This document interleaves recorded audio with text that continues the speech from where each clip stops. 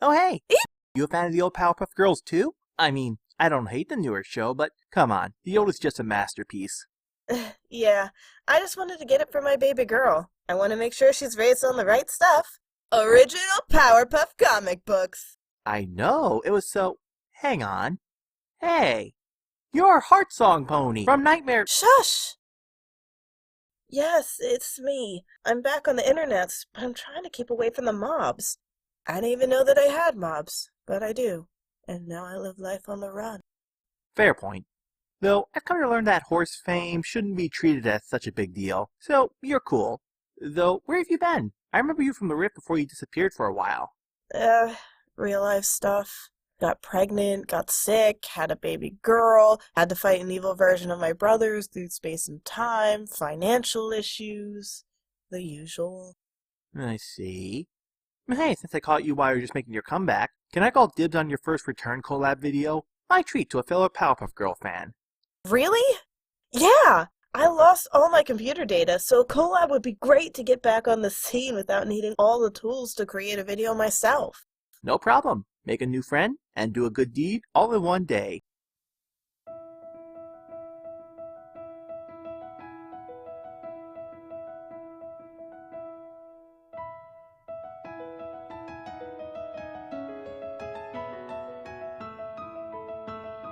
So, no second Prance. Another Starlight Glimmer episode, which to me often falls flat because of poor execution. I think there are a lot of good ideas with her, but whether because of the limited time or just trying to make her the main show's version of Sunset, the potential is often wasted. Not that Starlight doesn't have some excellent character moments in the episode. She definitely does. But where there are moments of great characterization, there are also moments of shoehorned plot contrivances and pony cameos. It makes the episode feel a tad disjointed. With that in mind, how does this episode, a story of two mares with bad backstories, pan out from the others? Let's take a look.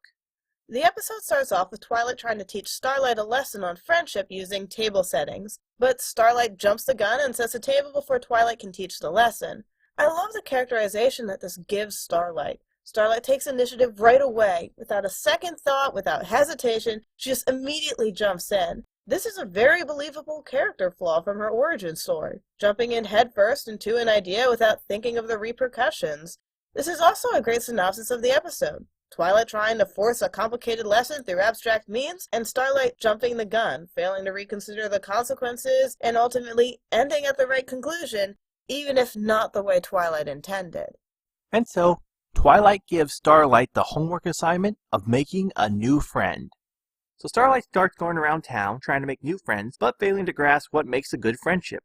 Now granted, some of her ideas aren't bad, like say, helping Mrs. Cake bake, though while it had to happen, I kind of found her reaction a bit, how you say, cringy. I mean, I get not wanting to be put out of business, but you think if baking was that easy, all Earth Pony bakers would be out of a job. Yeah, it did feel out of character for Mrs. "Oh, thank you, dearie, that would be swell," to freak out on a potential customer. And then we got some other bits with Rarity, Fluttershy, and even though it doesn't make too much sense, with Applejack and Big Mac, with Starlight trying to force Big Mac to speak. Yeah, you did something! I'm so articulate, enunciating with such precise pronunciation. Make it stop! It was definitely one of the funnier moments in the episode. Actually, I would argue that it did make sense.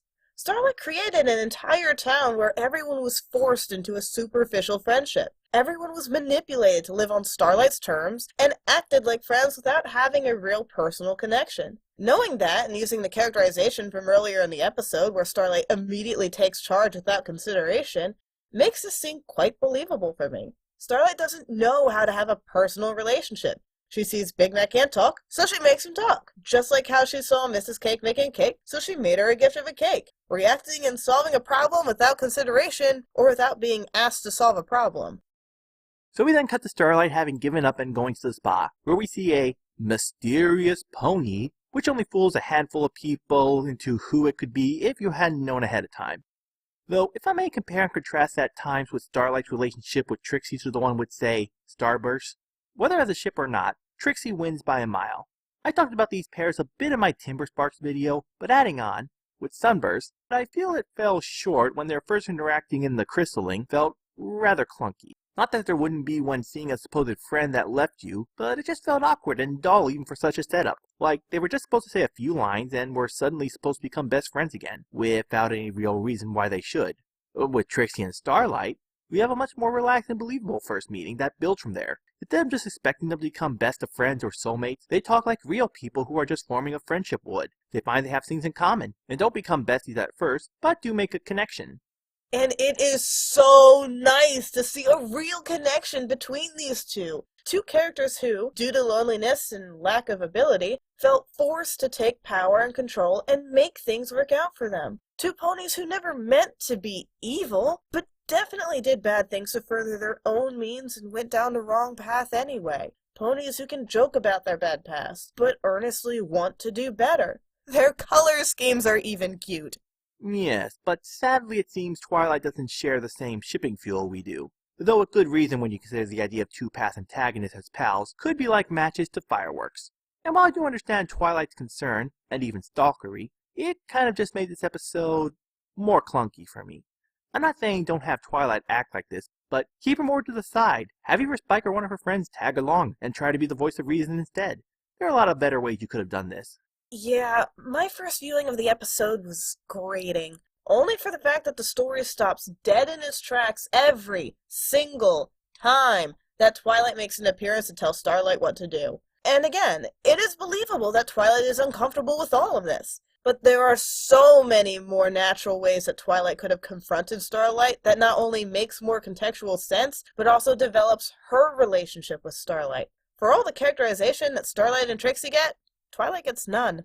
But for all the trouble, one, I couldn't hide the enjoyment from the cameos, and this is followed up by one of the best scenes. We have Starlight and Trixie back at Trixie's wagon, where we see them talking about how, despite the usual vibrant tone of Ponyville, these ponies can still hold a bit of a grudge, and want to make amends for all of it despite the hate. Which isn't easy, but showing sometimes all you need is a friend to talk to. And it's not just one way in this relationship, as Starlight as well vents about her discomforts with Twilight and Trixie.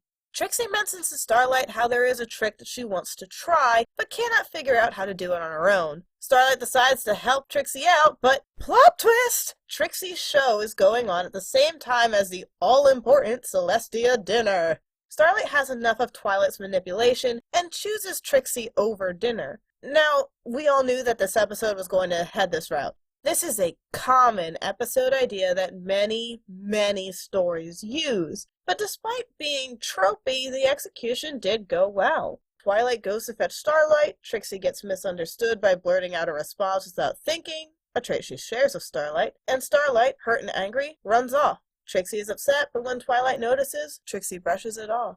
True, but there is one thing you have to keep in mind, part which comes from the previous episode Gauntlet of Fire. In it, we had a return antagonist not become a good guy or get reformed, which, for a show that seemed to be going that way for every villain up to that point, it added more weight to episodes like this. Before, I would have just gone, Trixie is still a good pony and we'll get a happy ending no matter what.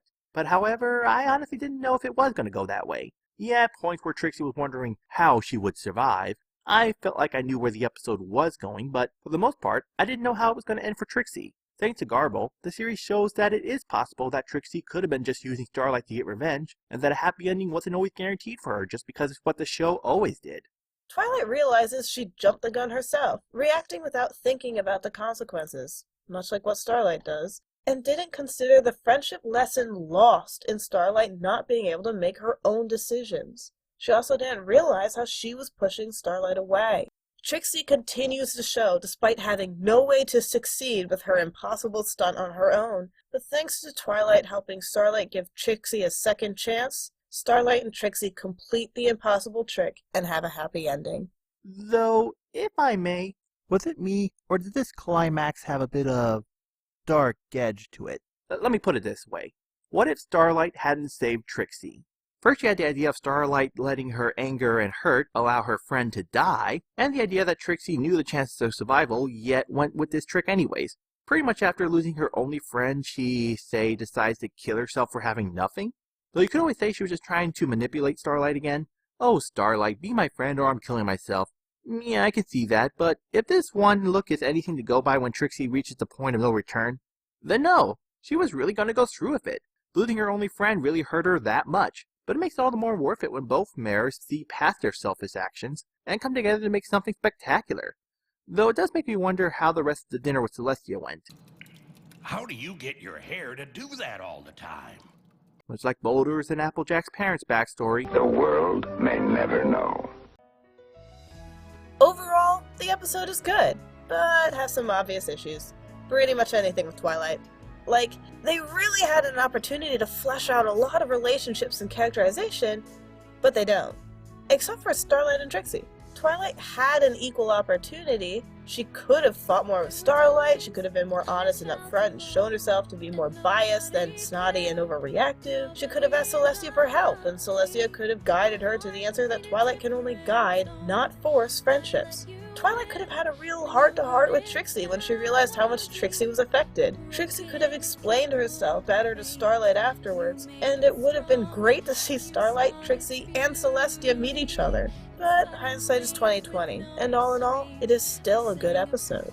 easily one of my favorite episodes of Season 6. This was able to do everything the Crystalline wasn't with Starlight and Sunburst. It took two characters with common paths, goals, and flaws, and gives them strong chemistry in a course of a half hour. All thanks to the previous episode, along with the quality of the writing in this one, kept me guessing most of the way of how it was going to end. Same score as you, Heartsong. Aww, you. You found the magic in me. Well, this has sure been fun. Absolutely. It is great to be back. I gotta check up on my baby girls. Hey, AJ. I've been meaning to talk to you about a Gravity And now, Rosie, Falls. think about your next words carefully. Oh my gosh!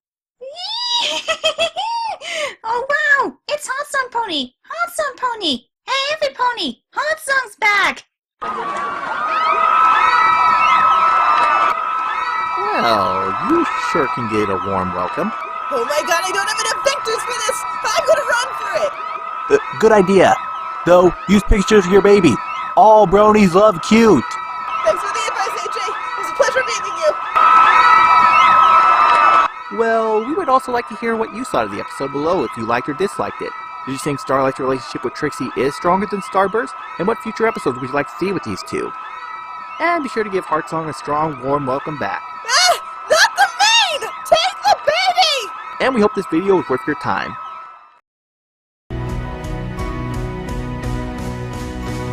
Your friendship has changed me and helped me to grow.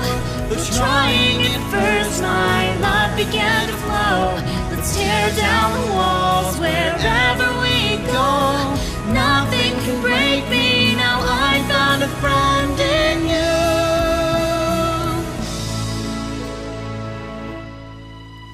And you found the magic. Yes, you found the magic. You found the magic.